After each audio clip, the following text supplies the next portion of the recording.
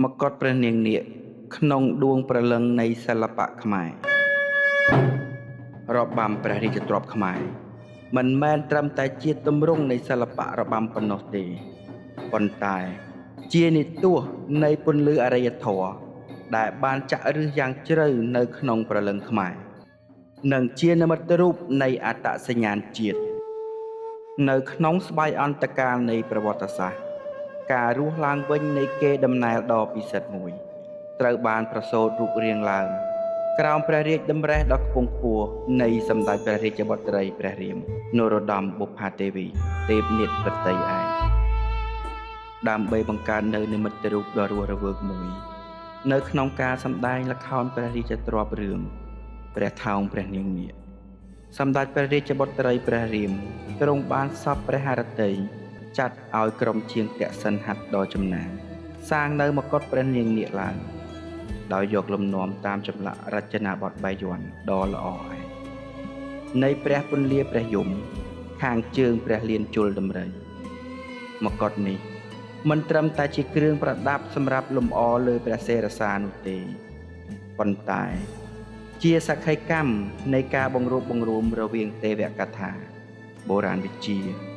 និងសោភ័ណវិទ្យានៃរបាំព្រះរាជទ្រព្យខ្មែរឲ្យមានជីវិតជានិរន្តរ៍ដោយដង្ហែតាមព្រះវីរៈគំរូនិងព្រះរាជបំណងដ៏ឧត្តមឧត្តមនៃព្រះវរចេដ្ឋាសិល្បៈ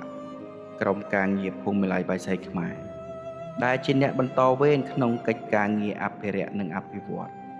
បានបន្តបេសកកម្មដ៏វិសិដ្ឋមួយនេះតាមរយៈការសិក្សាស្រាវជ្រាវនិងធ្វើវិសោធនកម្មយើងបានដកស្រង់ទម្រង់និងសិក្សាពីលក្ខណៈវិទ្យានៃគ្រឿងលម្អបុរាណខ្មែរយកមកដំឡើងជាថ្មីសម្រាប់បានជាមកុដនាគព្រះសិរសា9ដោយរួមបញ្ចូលរវាងទម្រង់នាគរាជនៃរចនាបថអង្គរវត្តនិងរចនាបថបាយ័នដែលជាកំពូលសិល្បៈស្ថាបត្យកម្មនៃមហាអាណាចក្រខ្មែរពីចម្លាក់បុរាណដែលរៀបរាប់ពីឋានភុជង្គនាគដ៏មានឫទ្ធានុភាពនៃស្រះស្រីប្រាសាទវិមានអាកាសនិងព្រះពន្លាព្រះយមឬព្រះលានស្ដេចគំលង់ជាទីស្ថានកំពូលនៃសិល្បៈវិទ្យាជាបណ្ដុំនៃបញ្ញានិងបារមីបុព្វបុរសខ្មែរតាំងពីបុរាណកាលនិងជាទីស្ថានទេវកថាដ៏បរិសុទ្ធរវាងព្រះរាជាខ្មែរនិងព្រះនាងនាគជាហេតុនាំឲ្យក្រុមការងារភូមិវិល័យបាយសីខ្មែរបន្តខិតខំរចនាក្បាច់លម្អក្បាំងនៅលើមកុដព្រះនាងនាគដោយរំលេចឡើងនៅរូបនាគរាជដែលមានចំនួនរហូតដល់33អង្គតួលេខ33នៃនាគរាជមិនមែនត្រឹមតែជាសិល្បៈនៃការតុបតែងប៉ុណ្ណោះទេប៉ុន្តែជាការដាស់ព្រលឹងទេវកថាដ៏មានឫទ្ធីតេជះឧត្តមឧត្តមប្រកបដោយឫទ្ធីបារមីនិងឆ្លុះបញ្ចាំងពីការរំលឹកនឹកគុណយ៉ាងជ្រាលជ្រៅបំផុតចំពោះគុណូបការៈនៃនាគរាជនិងបុព្វវីរក្សត្រខ្មែរដែលជាអ្នកថែរក្សាទីទឹកដីមហានគរនិងដួងព្រលឹងខ្មែរការបន្តដង្ហែតាមព្រះវីរៈគំរូមិនត្រឹមតែជាការគោរពចំពោះព្រះមហាករុណាธิគុណនៃព្រះវិញ្ញាណក្ខន្ធសម្ដេចព្រះរាជបុត្រីព្រះរាមនរោត្តមបុប្ផាទេវីនោះទេប៉ុន្តែក៏ជាការរួមផ្សំគ្នារវាងទេវកថាដ៏ខ្ពង់ខ្ពស់និងតថភាពប្រវត្តិសាស្ត្រដ៏វិសិដ្ឋផងដែរ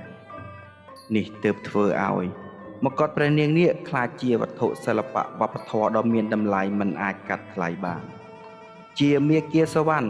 តភ្ជាប់ភាពឧត្តមឧត្តមពីអតីតកាល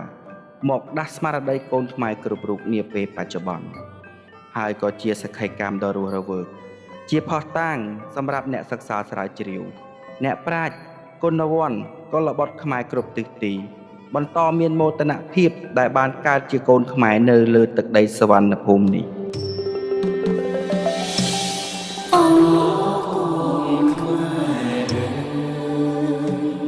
គុំនៅកំអាយបន្តរៀងសាប្រលឹងអង្គត្រូវចាំជាងថាវប្បធម៌ថ្លៃថ្លាមកដល់ភាពជា